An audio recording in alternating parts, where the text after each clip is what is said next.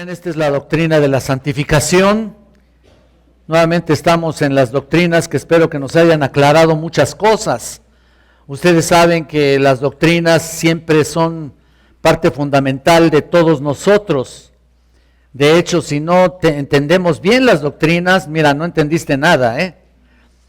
Las doctrinas tienen que estar bien asentadas en nuestra vida, tienen que ser bien entendidas, no solamente para comprender lo que somos delante de Él, sino también para saber explicarlas, como ya les he comentado, pues desde hace un mes que no estoy en este púlpito, ¿no?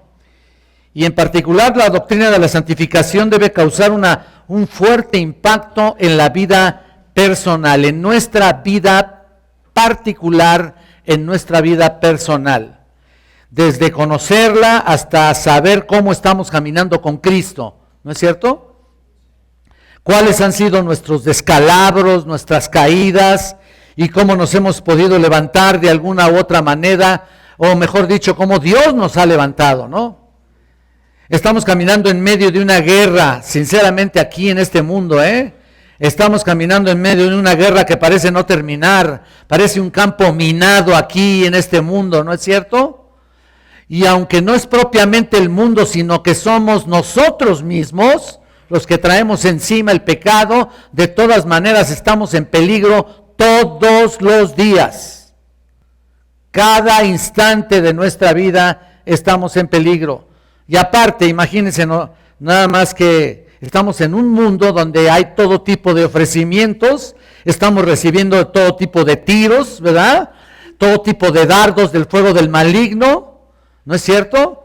Para tratar de hacernos caer, para tratar de desvirtuar el nombre de Cristo y para tratar de dar un testimonio pésimo, ¿no? Hacia los demás. Pero que aún no nos han derrumbado. Ciertamente recibimos todo tipo de dardos del fuego del maligno, pero aún no nos han derrumbado y no nos van a ganar. Esos dardos no pueden ganar un alma regenerada. En otras palabras, esos dardos del fuego del maligno no pueden derrumbar un alma regenerada, un alma redimida. De ninguna manera. No nos van a vencer permanentemente. ¿Por qué? Porque somos de Cristo y Él defiende su propia causa. Ese es el punto principal. Defiende su propia causa. Y nos da la victoria cuando todo parece derrumbarse. Cuando parece que ya no hay remedio, Cristo nos levanta para tomar otra vez control de nuestra vida. Y además nos levanta con mayor fuerza y con mayor poder. No estoy diciendo que tenga uno permiso para pecar, definitivamente que no. Pero si hay pecados, el Señor nos vuelve a levantar, porque el justo caerá 7 veces y 7 veces será levantado. ¿No es cierto? Y en todo caso también si confesares con tu boca, que si confesares tus pecados, el Señor te va a levantar, como dice en 1 Juan 1:9, ¿no? Y ahí estamos. La doctrina de la santificación la hemos de considerar desde el principio, desde que comenzamos en Cristo y a través de nuestra peregrinación hasta que Él venga por su iglesia. Tenemos que establecerla firmemente en nuestra vida y seamos transformados día con día, paso a paso. Esa es la obra del Espíritu Santo que Dios está derramando en cada uno de nosotros. Es el Espíritu Santo el que transforma a las personas y cambia cada día. Ahora, tenemos una definición de la doctrina de la santificación. Significa esencialmente una separación o estar apartado de. En segundo lugar, también es una perspectiva panorámica de la santificación. Significa que es posicional. La santificación es posicional, es progresiva y es prospectiva. ¿Qué quiero decir con eso? En otras palabras, que comienza en un momento determinado y tiene que terminar su obra. También es inicial, es progresiva y es también definitiva. Esa es la santificación. Pero antes de observar, escuchen esto por favor, la obra o doctrina de la santificación en lo que ha hecho por nosotros, creo que sería conveniente ver de dónde viene, ¿no? Tenemos que entender de dónde viene. Es decir, si estamos en el proceso de santificación, es porque Dios es santo. De ahí se basa exclusivamente nuestra santidad o nuestra santificación. Si no entendemos la santidad de Dios, entonces no entenderemos por qué estamos en la santificación o por qué estamos en este proceso. Dice el pastor MacArthur en su nuevo libro, bueno, no es nuevo, realmente tiene algunos años, en Nuestro Extraordinario Dios, así se llama el libro. Dice: muchos de los que invocan a Cristo hoy, escuchen esto, solo tienen una percepción débil, vacía y superficial de Dios. Están atrapados en una especie de autoindulgencia y egocentrismo que completa a Dios solo en función de lo que Él puede hacer por ellos. Han moldeado a Dios en la forma de un duende utilitario. Fin de la cita. Tremendo comentario, ¿no? Así que si vamos a ver a Dios tal como es, en verdad, si vamos a verlo como se ha revelado en su palabra, entonces es necesario comprender esta verdad. Dios es santo. El mismo libro que les menciono dice que la santidad probablemente es la más importante el más importante de sus atributos. Es lo más importante. Cuando los ángeles adoran en el cielo, ¿saben qué hacen? Ellos no dicen eterno, eterno, eterno. Ellos no dicen sabio, sabio, sabio. Tampoco dicen fiel y fiel, fiel, que sí lo es, ¿no? Por supuesto. Ni siquiera poderoso, poderoso, todopoderoso, todopoderoso y todopoderoso. No. Los ángeles cantan, Él es santo, santo, santo. Es lo que hacen. Señor, el Señor Dios todopoderoso, dice Isaías 6:3. Entonces la santidad de Dios es impresionante. ¿Y saben qué? La santidad de Dios es temible. Debe de causar un temor impresionante también para nosotros. Es temible y majestuosa. David escribió: redención ha enviado a su pueblo para siempre ha ordenado su pacto. Santo y temible es su nombre. Salmo 11:9. Ana oró en su canto de acción de gracias, ¿ustedes se acuerdan? Diciendo: no hay santo como Jehová, porque no hay ninguno fuera de él, y no hay refugio como el Dios nuestro. Primer libro de Samuel 2:2. También podemos ver a Moisés y los hijos de Israel que dijeron de Dios: ¿quién como tú, oh Jehová? Hasta lo cantamos, ¿no? ¿Quién como tú entre los dioses? ¿Quién como tú, magnífico en santidad, terrible en maravillosas hazañas, hacedor de prodigios? ¿Quién como tú? ¿Te das cuenta de eso? Éxodo 15:11. Charles Hodge responde la pregunta: ¿qué significa ser santo? Y él explica que es la excelencia moral de Dios. Simplemente Dios es sin pecado. Él no se adapta a un modelo de santidad, quiero decirles. Él es realmente ese modelo. Nunca hace nada equivocado. No hay grados de su santidad porque es perfectamente santo. Entre Dios y nosotros existe una cima impresionante que separa la santidad de la impiedad y de los pecadores que somos. Él es santo, nosotros pecadores, pues. Entonces, ¿cómo podemos ser santos? ¿Cómo puede ser? Mediante el ejercicio de la fe en el Señor Jesucristo. Eso es. Simplemente así. A través de la obra expiatoria de Cristo en la cruz, Dios atribuye justicia a aquellos que creen en Él. Vayamos a 1 Corintios, por favor, un momento. Capítulo 6, versículo 11. 1 Corintios, capítulo 6, versículo 11. Y esto erais algunos, dice, mas ya habéis sido lavados, escuchen esto, ya habéis sido santificados, ya habéis sido justificados en el nombre del Señor Jesús y por el Espíritu de nuestro Dios. Nota lo que Cristo ha hecho por nosotros.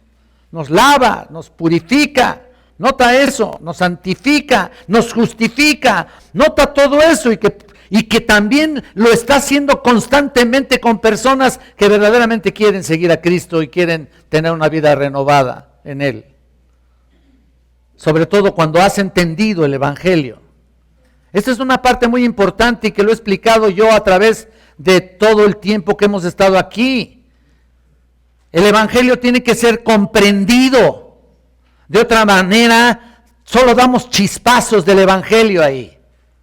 Tiene que ser comprendido. Una manera buena de entender la santidad de Dios es verla en contraste con el odio que Él tiene hacia el pecado. La persona que recibe el Evangelio tiene que entender primero esta primera parte. Porque si no, la mayoría de la gente se siente buena, ¿no es cierto? Yo no le hago mal a nadie. Yo no soy malo. En el fondo es una persona buena, nos expresamos, ¿no? Pues es lo peor que tienen adentro. Es lo peor. Imagínate nada más. Entonces, es importante que entendamos que Dios odia el pecado. Podemos entenderlo mejor así, porque estamos más familiarizados con el pecado. Recordemos que Dios es santo, y si no entendemos la santidad de Dios, tampoco vamos a entender nuestra propia pecaminosidad. Si no entendemos su santidad, no vamos a entender nuestra pecaminosidad, hermanos. Ese es el problema. Y si no entendemos cuán terrible es nuestro pecado, nunca entenderemos sus consecuencias. Entonces, tampoco entenderíamos la salvación. Isaías incluso jamás volvió a ser el mismo cuando comprendió o cuando tuvo la experiencia de estar con el Todopoderoso ahí. Vayamos a Isaías 6, por favor, para que comprendamos bien esa experiencia que tuvo ahí. Isaías capítulo 6, versículo 6. Ustedes han de recordar justo lo que estaban cantando los muchachos aquí. Él jamás volvió a ser el mismo, como les digo, cuando comprendió su experiencia. Versículo 6, y voló hacia mí uno de los serafines teniendo en su mano un carbón encendido, tomando del altar con unas tenazas, y tocando con él sobre mi boca, dijo, he aquí que esto tocó tus labios y es quitada tu culpa y limpio tu pecado. Isaías cayó quebrantado realmente delante de la santidad de Dios. Eso es el Evangelio. Esas son las personas que vienen a Cristo precisamente de esa manera, cuando caes quebrantado delante de Dios, cuando comprendes perfectamente bien tu incapacidad para salvarte a ti mismo y cuando comprendes perfectamente bien tu propia pecaminosidad y la ofensa tan grande delante del Todopoderoso. Si no es así, no. ¿Qué creen que quiere decir bienaventurados los pobres en espíritu, porque de ellos es el reino de los cielos? ¿Qué creen que quiere decir eso? Los quebrantados en espíritu. En otras palabras, los que no tienen remedio. En otras palabras, los que están declarándose en bancarrota espiritual. Eso significa pobres en espíritu. Y así debemos llegar a Dios, ¿no es cierto? ¿O de qué otra manera? ¿De qué otra forma? Si yo ostento el perdón divino, solamente así, pero solamente cuando comprendo la santidad de Dios, aún no nos quedamos muy cortos para comprenderla de veras. ¿Cuál es nuestra prioridad, por ejemplo, en cuanto a eso? ¿Cuál es tu prioridad en cuanto a eso? ¿Cuáles eran las prioridades de Jesús, por ejemplo? Y tú me puedes decir, bueno, ¿de cuáles prioridades estás hablando, no? O estamos hablando aquí. Por ejemplo, ¿cuál es la primera petición que Jesús hace del Padre Nuestro en Mateo 6:9? ¿Te acuerdas? Si quieres ir allá, no importa. Cuando Jesús dice, vosotros pues oraréis así, dice. Padre nuestro que estás en los cielos, ¿te acuerdas? Ahí está. Esta primera línea de oración no es una petición, como muchos piensan. Es una forma de invocación personal. Pero la siguiente oración dice, santificado sea tu nombre, ¿te acuerdas, no? Santificado sea tu nombre. Frecuentemente confundimos las palabras santificado sea tu nombre como si fueran parte de la invocación, como si dijéramos santificado es tu nombre. Así lo comprendemos. Pero ¿saben una cosa? Pero en este caso las palabras serían meramente como una atribución de alabanza de Dios, pero no es así como Jesús quiso decirlo. Y se van a sorprender de esto. Jesús lo expresó como una petición. En otras palabras, deberíamos estar orando para que el nombre de Dios sea santificado por todos. En otras palabras, sea considerado como lo que Él es, como santo. Pero entonces uno se pregunta, ¿por qué no siempre es tratado con reverencia santa como debe ser? ¿Qué es lo que nos pasa que solamente en ciertas ocasiones lo tomamos en cuenta como un Dios santo? ¿Por qué? De por sí, mira, su nombre es pisoteado en la sociedad, en este mundo, que aunque lo mencionen, y muchas personas seguramente lo mencionan, más bien parece que funciona como una palabra de maldición, en la que no le tienen ninguna reverencia, nomás balbucean su nombre, dicen creer en Dios o dicen que Dios es santo, pero no tienen ninguna reverencia hacia su honor, no le dan ningún honor, ningún temor, nada. ¿Y nosotros? A veces tenemos un criterio tan amplio, que nos parecemos mucho a la sociedad en la que vivimos. Hemos perdido la sensibilidad de la presencia de Dios en nuestras vidas. La manera como entendemos a la persona y el carácter de Dios, el carácter santo de Dios, debe afectarnos en todos los aspectos y ramificaciones de la vida, en todos los momentos, ¿no es cierto? Afecta mucho más de lo que nosotros estamos normalmente conceptuándolo a Él día tras día en la vida cristiana. Y la pregunta, ¿cómo lo estamos o cómo lo estás tú considerando? Mira, Dios es inescapable, ¿eh? No hay lugar donde nos podamos escapar de su control. Si eres cristiano, no puedes escapar de su control, de su señorío. Mira, no solo penetra cada aspecto de nuestra vida, sino que penetra en su majestad santa. Por tanto, debemos procurar entender el carácter santo de Dios y cómo nos afecta día tras día.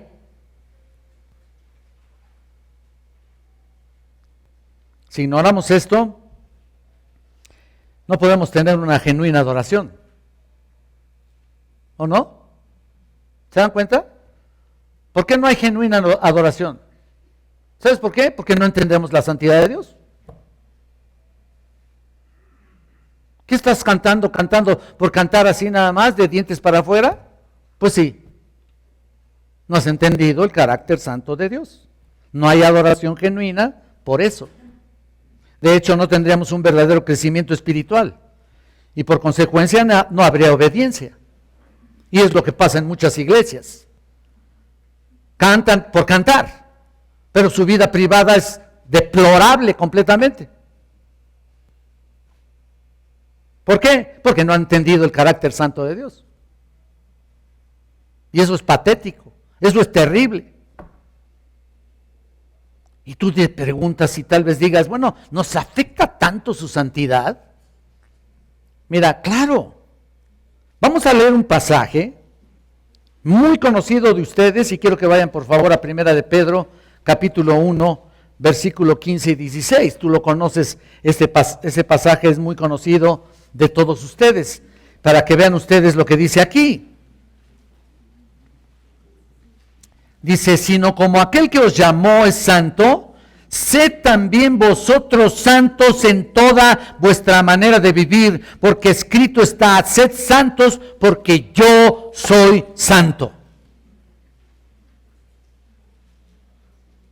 ¿Lo están viendo? Noten que aunque ya lo hemos leído, aquí hay 3 facetas importantes de santidad. Vean ustedes que la primera faceta que nos hace ver, en primer lugar, es la importancia de su llamado. Note en primer lugar, en el versículo 15, cuando dice, sino como aquel que os llamó. Estás viendo la palabra llamó ahí, ¿no? Subráyalo ahí, anótalo ahí. Haciendo un poco de contexto histórico de esta epístola, tú sabes perfectamente bien que Pedro da a los lectores de su carta todo lo que escribió ahí, y él les explica desde el principio a los expatriados de la dispersión, en otras palabras a todos los judíos que habían huido precisamente, ¿por qué? Por la persecución. En medio de la persecución y el sufrimiento, una visión de una visión de la manera que Dios bendice al entrar en las pruebas cuando hay persecución. Ahí está en el versículo 6 y 7, para que un día conocieran el carácter santo de Dios. Pero mientras tanto les exhorta, vean aquí, a permanecer en el versículo 13, firmes, y los anima a ser sobrios y esperad por completo en la gracia que os traerá cuando Jesucristo sea manifestado. ¿Lo estás viendo? Versículo 13. Ahí estaba la meta. Ahí estaba el propósito. Finalmente ese es el propósito de ser llamado hijo de Dios, de ser llamado un santo. Puestos los ojos en Jesucristo, el autor y consumador de la fe, simple y sencillamente estamos viendo a Cristo más allá de lo que vemos solamente acá. En otras palabras, esperamos por completo la gracia de Dios que va a traer cuando Jesucristo venga por su iglesia, venga por nosotros. Ahí está. ¿Por qué? Porque los había hecho renacer para una esperanza viva. Ahí lo dice en el 3 y 4, por la resurrección de Jesucristo de los muertos, por una herencia incorruptible, incontaminada e inmarcesible, reservada en los cielos para vosotros. Ahí está el llamado. Ahí está el llamado a la santidad. ¿Lo estás viendo? Mira, la herencia que reservó exclusivamente para aquellos que habían sido llamados, para disfrutar una herencia que no se comprendería, que no se contaminaría, que no se marchitaría. Por tanto, es un llamado importante, un llamado responsable, es un llamado desafiante, es un llamado eterno, es un llamado santo. Pero con un propósito. Entonces Dios ha llamado a todos los creyentes no solamente a asistir los domingos, no solamente a tomar estudios los domingos o los días de semana, no solamente a ofrendar,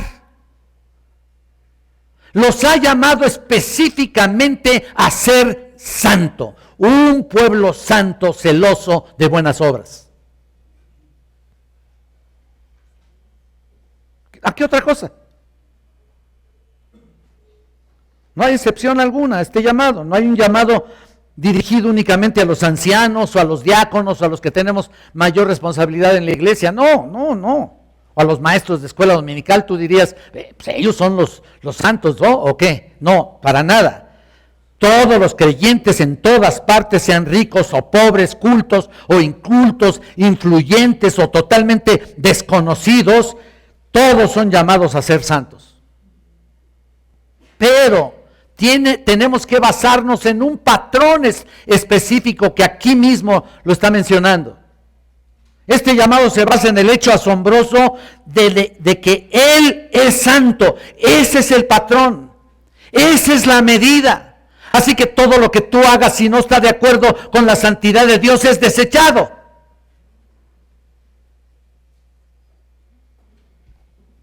Número 2, Dios es santo. Ahí está.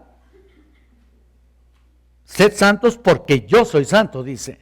Entonces, antes que cualquier otro atributo de Dios, la santidad está más íntimamente relacionada con los creyentes. Una vez que uno se ha sumergido un poco en el estudio de los atributos de Dios, que alguna vez lo estudiamos aquí, ¿se acuerdan? Llegamos a la conclusión de que el énfasis de la Escritura en lo que respecta a su santidad destaca por sobre todos los demás, como ya lo dijimos. Vemos en el último canto de Apocalipsis, en el capítulo 15, versículo 4, se los leo, nomás apunten la cita si gustan, cuando dice ahí, a través de la pluma de Juan: ¿quién no te temerá, oh Señor, y engrandecerá tu nombre? Porque solo tú eres santo. Lo cantamos acá, solo tú eres santo. Dios es llamado a través de la Escritura como el Santo de Israel en el segundo libro de Reyes, capítulo 19, 22. Entonces, con frecuencia, hermanos, a través de toda la Biblia, Dios es llamado santo. Mira, completamente y constantemente, porque en Él no se halla se halla la suma, más bien, se halla la suma de todas las excelencias morales. A esta perfección divina se le da un énfasis especial. Se llama santo a Dios más veces, ya lo dije, que todopoderoso y que todo lo que les dije. Hay un escritor llamado Charnock que dice lo siguiente: su poder es la mano y el brazo de Dios, la omnisciencia sus ojos, la misericordia sus entrañas, la eternidad su duración, pero la santidad es su hermosura. Qué maravilla, ¿no? No sé cómo estás recibiendo esto, ¿no? Sin aclamar y adorar al Señor y darle gracias, ¿no? Esta es una hermosura en la que lo hace deleitoso para aquellos que hemos sido liberados del dominio del pecado. Es un deleite cuando descubrimos que Él es hermoso. Podemos llamar a un atributo trascendental realmente. Es como si penetra en todos los demás atributos y les diera brillo a todos los demás. ¿Me explico? ¡Qué maravilla! Por eso leemos en el Salmo 110, vayan conmigo por favor, aquí sí los invito. Salmo 110, versículo 3.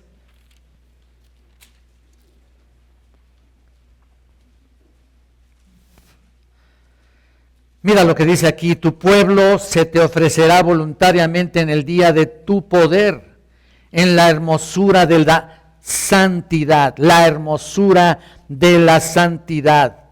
¿Lo notas?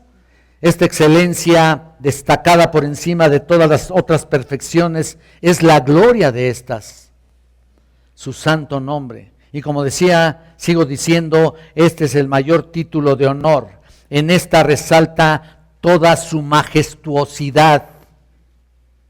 Y tenemos que entenderlo así. Y la respetabilidad de su nombre. Dios mismo destaca su perfección cuando dice en el Salmo 89, 35, una vez he jurado por mi santidad, dice Él. Fíjate nada más. Él mismo jura por su propia santidad. El término santo es usado en particular por los cristianos como sinónimo de pureza moral, ya se los dije, o rectitud, y no hay nada incorrecto en eso, pero tal vez sea un poco impreciso. Porque en las Escrituras hay dos significados mayores o básicos de la palabra santo. Es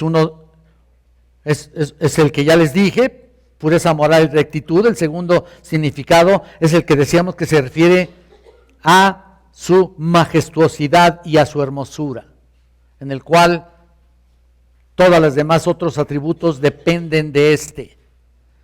Pero el primer significado del vocablo santo es la palabra separado. O sea, aplicado a nuestra vida, aplicado al creyente, es la palabra separado, o es correcto decir apartado. No quiere decir que te salgas del mundo, porque no lo vas a lograr. No quiere decir que te apartes de todos los pecados. Así estés aislado completamente, o te vayas a un monasterio y te des ahí de latigazos en la espalda con algunas púas ahí que necesitamos. Mira, de todas maneras el pecado lo traes encima. Así que te puedes ir a cualquier monasterio que quieras, ¿no? El pecado lo traes tú. Y ese es el problema, ¿no? Pero sí quiere decir eso, separado o apartado. En otras palabras, Dios nos redime para eso precisamente. Pero no apartarnos del mundo, porque estamos en el mundo, mas no somos de este mundo. En el mundo tendréis aflicción, mas confiad que ahí está. Entonces aquello que es santo es aquello que es otro. ¿Te fijas? Aquello que es diferente de otra cosa. Así que cuando la Biblia habla de santidad de Dios, se refiere principalmente a estas declaraciones, a la trascendencia de Dios, se refiere a su magnificencia, se refiere a ese sentido en el cual Dios es más grande y es superior a todas las cosas que existen en el reino de lo creado y de lo invisible y de lo visible. Es algo maravilloso entenderlo. Yo creo que lo entendemos poco, de todas maneras. Nuestra capacidad para entender su santidad es limitada porque nuestro cerebro ha estado afectado por el pecado. Entonces, para entender realmente su santidad se necesitaría estar allá con Él. Como está nuestro hermano Mario allá. Hasta ahora entiende él, se los puedo asegurar. Y aún así no somos dioses, por supuesto, ni vamos a estar allá como si fuéramos dioses, pero también aún así le daremos toda la gloria y la honra y la alabanza a nuestro gran Dios, santo, santo, santo. Bueno, es por eso que el pasaje que estamos viendo nos responsabiliza, número 2, a ser también santos en toda nuestra manera de vivir, aunque ya hemos dicho algo al respecto. Ahí en el mismo versículo 15 lo dice.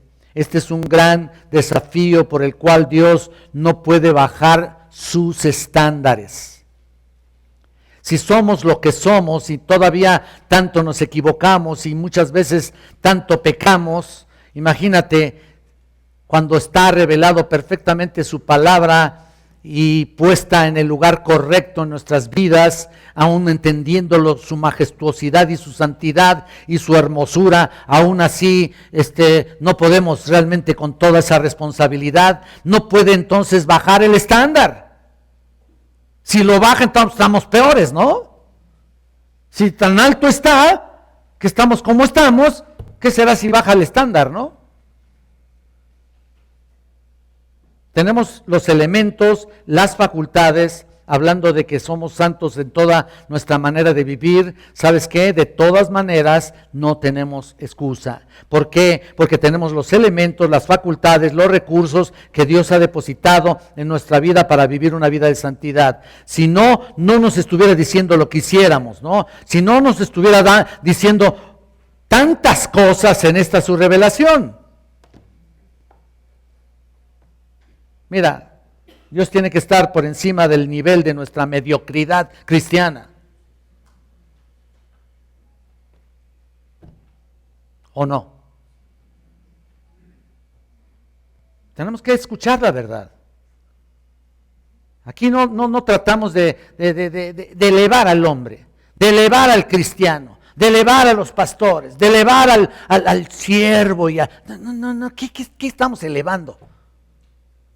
Aquí elevamos su santidad por encima de todas las otras cosas.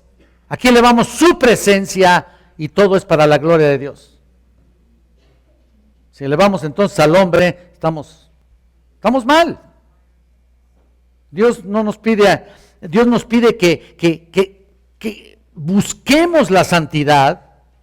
Y por supuesto Él sabe que no llegaremos a la perfección hasta que estemos en su presencia, pero de todas maneras Él habla claramente que seamos perfectos en toda nuestra manera de vivir, en esa santidad, en toda nuestra manera de vivir. Dios no nos pide aquello que no podemos hacer y que de todas maneras no lo podríamos hacer en nuestras fuerzas.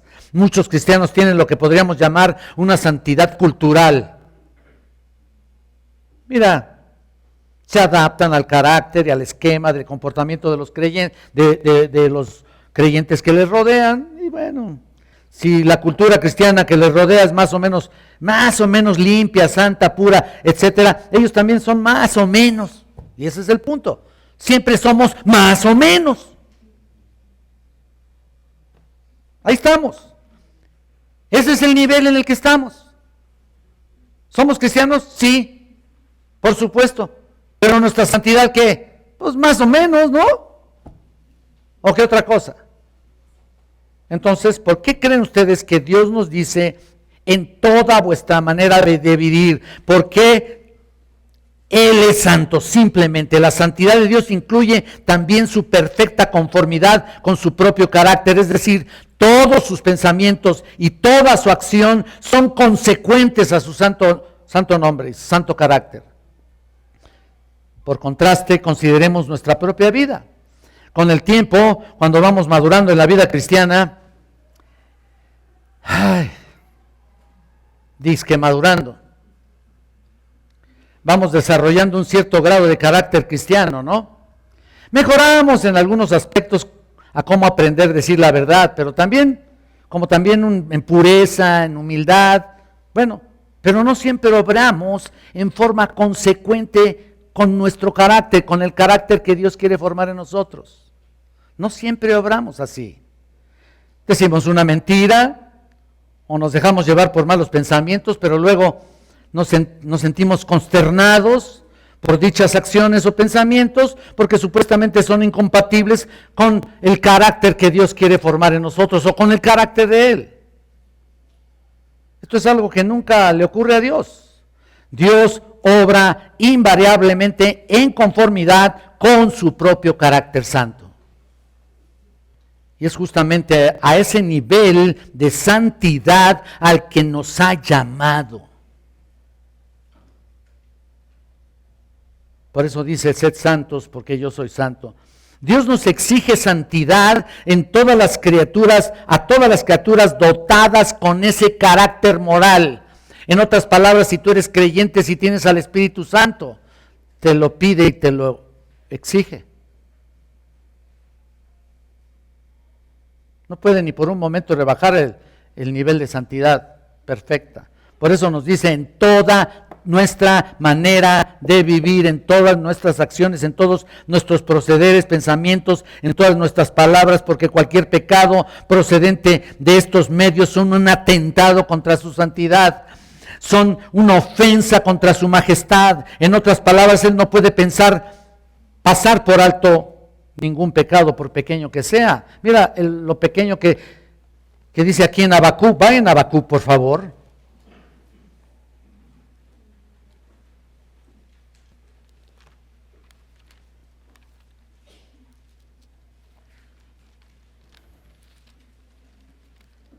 Capítulo 1, versículo 13, mira lo que dice aquí. Muy limpio eres de ojos para ver el mal, no puedes ver el agravio. ¿Por qué ves a los menospreciadores y callas cuando destruye el impío al más justo que él? Y haces que sean los hombres como los peces del mar, con reptiles que no tienen quien los gobierne. Bueno, ¿sabes para qué? Simple y sencillamente para que entiendan la santidad de Dios. Esa es la respuesta, en realidad. Esa es la respuesta. Entonces, a veces tratamos de justificar o nos justificamos delante de Dios con alguna acción que nuestra propia conciencia pone en tela de juicio. Dios la puede poner en tela de juicio. Pero si realmente comprendemos lo que representa la santidad perfecta de Dios, tanto en sí mismo como en lo que nos exige, veremos que jamás podremos justificarnos ante Él. ¿Por qué? Pues por la más mínima desviación con respecto a nuestra vida es una ofensa contra su propia voluntad y santidad. Pero desgraciadamente somos expertos en justificarnos. Ese es el problema, ¿no? Mira, vayan a Hebreos, por favor. Aunque sepamos cómo dice la palabra, de todas maneras somos expertos en justificarnos. Capítulo 12, versículo 14. 12:14. Mira, seguid la paz con todos ¿y qué? Sin la cual, ¿qué? Lo que yo me pregunto muchas veces, y hoy se los planteo a todos ustedes, ¿qué impacto debería tener la santidad de Dios sobre nuestras vidas? O dicho de otra manera, ¿qué debe esperar Dios de mi vida? ¿Qué espera? ¿Nos salvó solamente por salvarme? ¿No es verdad que si estamos en un proceso de santificación deberíamos ser mejores cada día? ¿No es cierto? Esa es la santificación. Esa es la doctrina de la santificación. Es un proceso. ¿O solamente te dio un título? Solamente nos dio el título de cristianos. Haz la lucha como puedas, y pues acá nos vemos, ¿no? ¿Eso dijo? ¿Eso cree él? Para nada. ¿Qué no hemos comprendido que Dios aborrece el pecado? A veces nos parece demasiado fuerte esa palabra, demasiado ofensiva, tal vez agresiva, y no nos gusta usarla. Pero yo les digo una cosa, solamente una palabra fuerte como esta transmite adecuadamente el concepto de lo que Dios piensa acerca del pecado, refiriéndose a diversos pecados de Israel. Por ejemplo, vayan a Zacarías.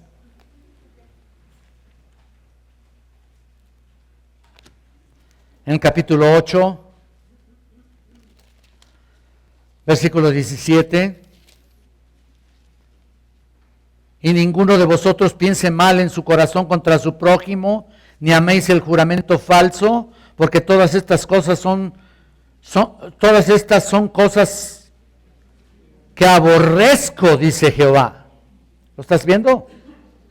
El odio, el aborrecimiento es una emoción legítima cuando se refiere al pecado. De hecho, cuando más estamos avanzando en la santificación, o somos más santos, más deberíamos aborrecer el pecado. David lo expresó así en el Salmo 119, versículo 104, de todos tus mandamientos he adquirido inteligencia. Por tanto he aborrecido todo camino de mentira.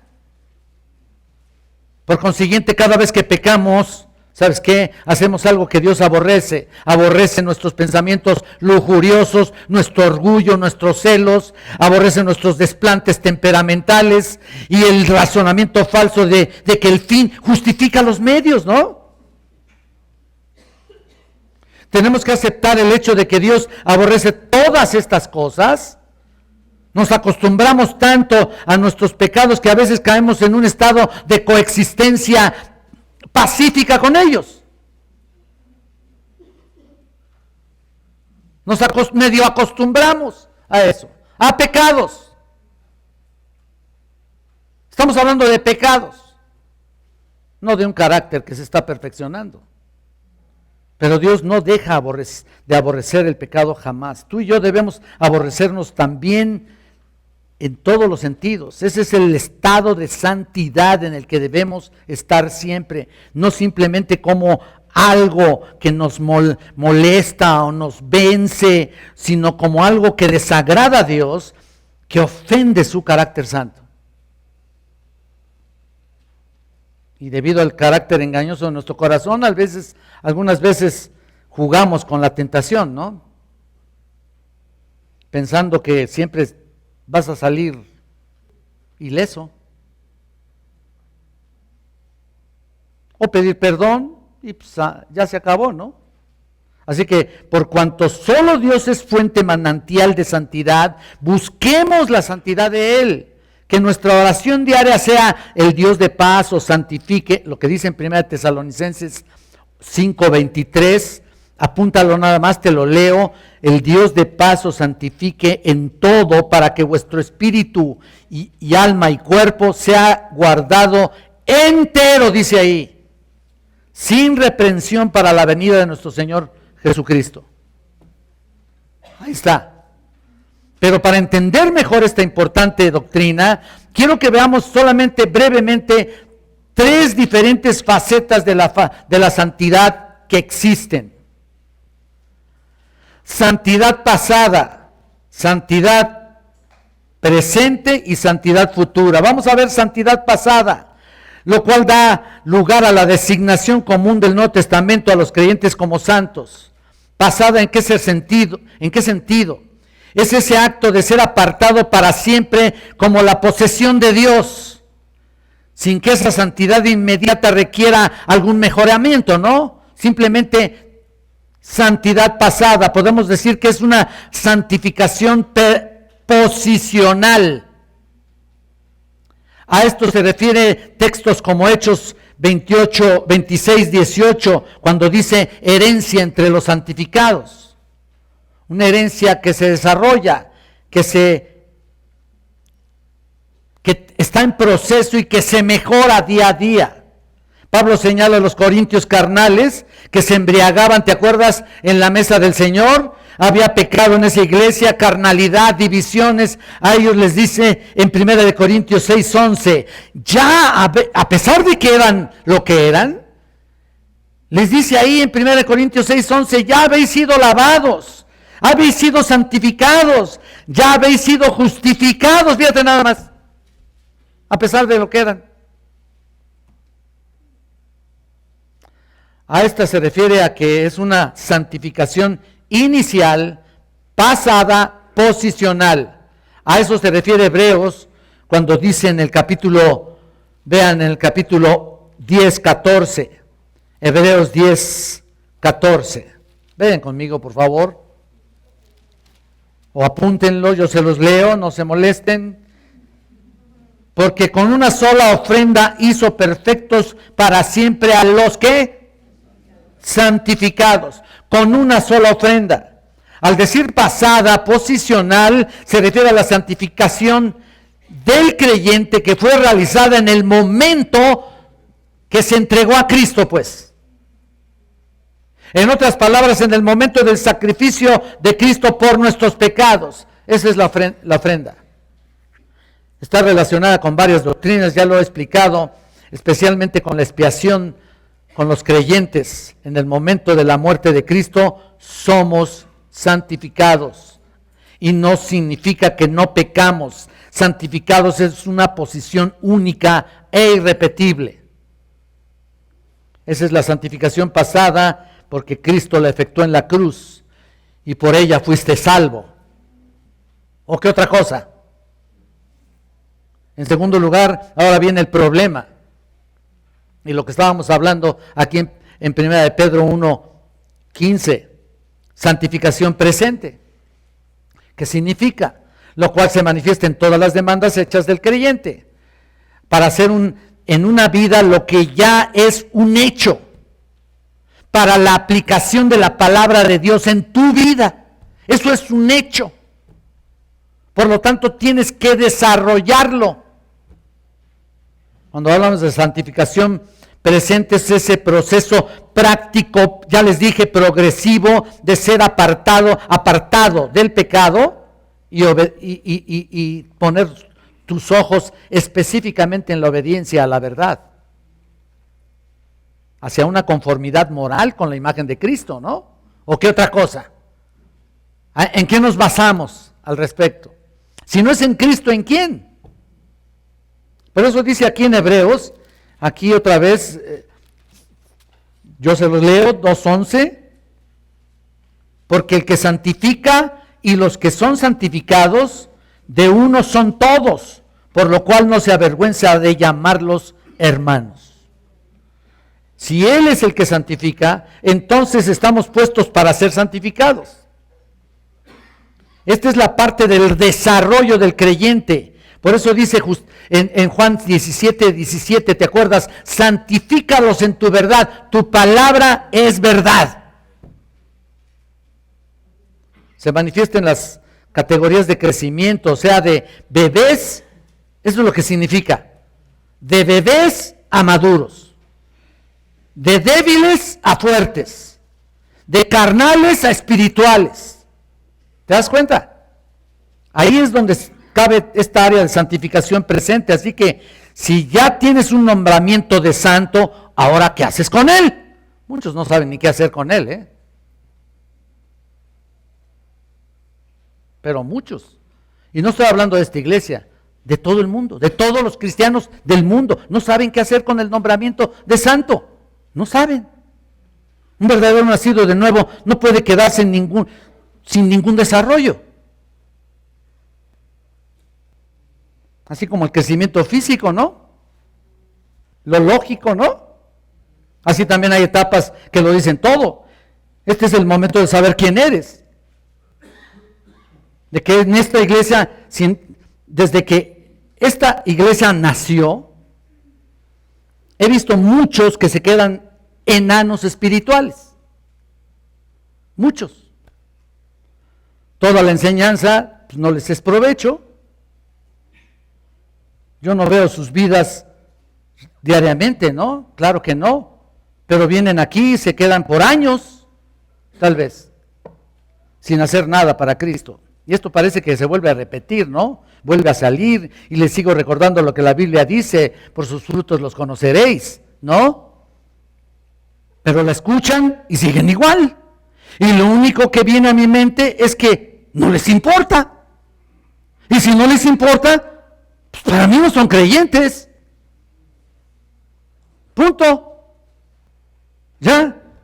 ¿Cuál es el criterio de ellos? Simplemente no son cristianos. Pero hay otros que podemos decir que son los flacos espirituales. Y déjenme explicarles, ¿no? Entonces hay de todo, ¿no? Así como enanos, también hay flacos espirituales. ¿Y a qué me refiero? Y no estoy sacando ilustraciones de lo que se me viene a la mente, sino de lo que estuve estudiando hace tiempo. Los flacos espirituales se podría decir que han comido, pero el alimento no les ha hecho mucho provecho también porque están débiles y enfermizos. Ellos son los que constantemente están flaqueando para todo. Como que no tienen mucha fuerza, son los que con facilidad flaquean y caen.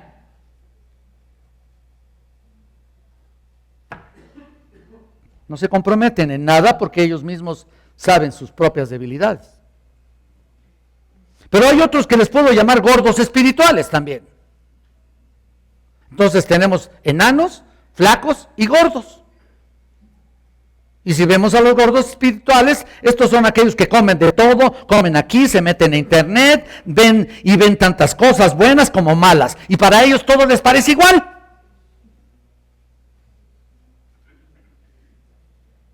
Y oyen de todo. Y están engordando. Pero tampoco les hace digestión. Pues, porque están gordos. Siempre andan buscando alimentarse, pero pues, comen de todo. Se engordan y engordan. Para ellos es bueno todo tipo de chatarra espiritual. Todo tipo de enseñanza. Venga de donde venga. Hay que meterse a internet y hay que enfrascarse en todo tipo de basura. Estos se juntan con quien sea para estar alardeando de su sabiduría, ¿no? No tienen una fijación especial en ellos mismos y lo que deben corregir en ellos mismos.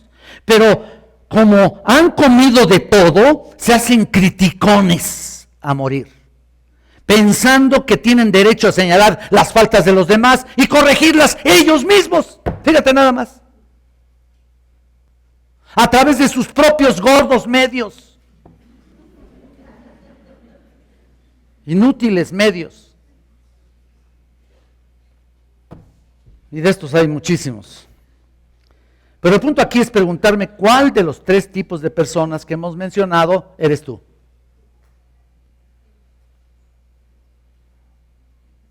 Piénsenlo.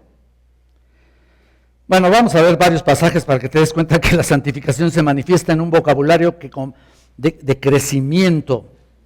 Por ejemplo, despojarse y vestirse, que está en Efesios 4, 22 al 24. Ahí nomás apunten la cita. No tenemos tiempo de verlos. Despojarse y vestirse, ahí está. También la etapa de transformación, o sea, de renovación de la mente, como lo que está en Romanos 12, también lo sabes. Transformaos por medio de la renovación de vuestro entendimiento. Ahí está ese proceso también de santificación. Incluso en el aspecto de orientación y corazón, del corazón y la mente, en Colosenses 3:2.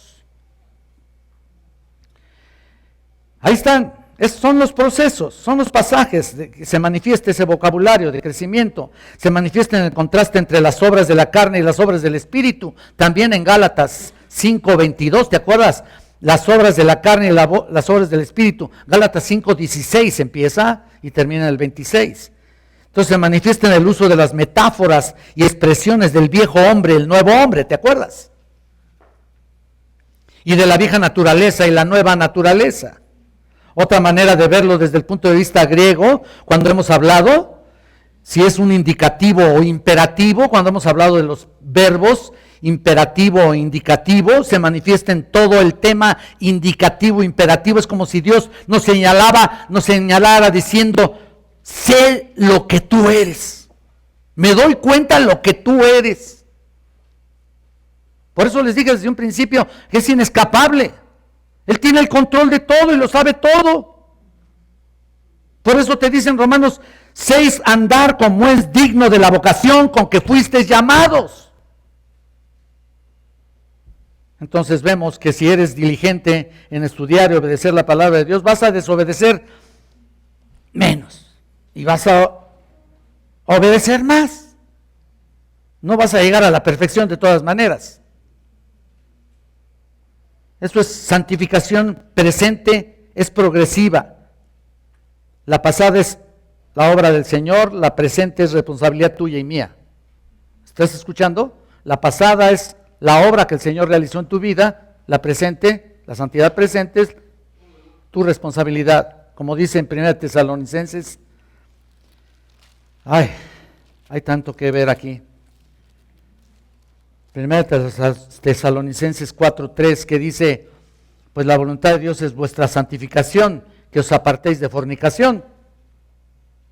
Bueno, y también entramos a un asunto en el que la obra del Señor se tiene que ver, por supuesto, en nuestra vida y se tiene que reflejar para todos los demás. Entonces, cualquier grado de obediencia, de santidad en tu vida, práctica como creyente, de todos modos es la gracia. Es por la gracia y para la gloria de Dios. Que en cualquier limitación y muestra de carnalidad en tu vida, el día de hoy como creyente, prácticamente hablando, es culpa de ¿quién? Tuya. El que tiene la última palabra siempre es el pecado, ¿no? ¿Qué es qué? ¿Que está en qué? ¿En dónde? Que está en mí, como dijo Pablo.